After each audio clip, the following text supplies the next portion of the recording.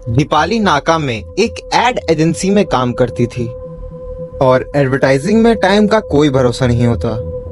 Deepali office से रात के 1 बजे काम खत्म करके घर के लिए निकली।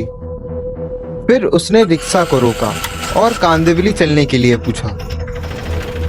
जी मैडम, चलेंगे जरूर। फिर दीपाली रिक्शे में बैठ गई और ड्राइवर ने रिक्शा थोड़ा आगे किया। फिर उसने अंधेरी से नहीं चलने को कहा।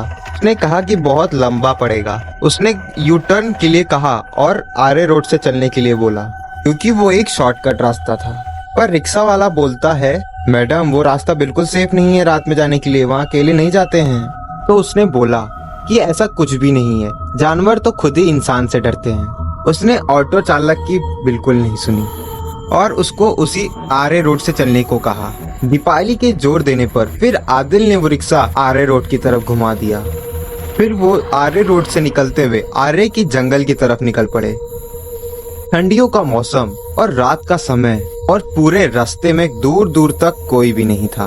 उसने रिक्शे वाले से कहा कि थोड़ा धीरे चलाए क्योंकि उसको ठंड लग रही थी। आरे रोड एक प्राइवेट रोड है और नेशनल पार्क का हिस्सा भी है और इस रोड में ज्यादा स्ट्रीट लाइट नहीं है। उस रात बहुत अंधेरा था उस रोड पर और आसमान में चांद भी नहीं था, क्योंकि उस रात अमावस्या की रात थी। करीब 3 किलोमीटर अंदर जाने के बाद वो ऑटो ड्राइवर से बोलती है कि इसको किसी के रोने की आवाज आ रही है। इतनी रात को रोने की आवाज आ रही है, ये तो बहुत अजीब बात है। फिर ऑटो ड्राइवर उसको एक पेड़ की तरफ दिखाता है जहाँ पर एक औरत सफेद साड़ी पहने खड़ी हुई। उस सफेद साड़ी वाली औरत को देख के दीपाली और आदिल दोनों की पैरों के नीचे से समझो जैसे जमीन खिसक गई।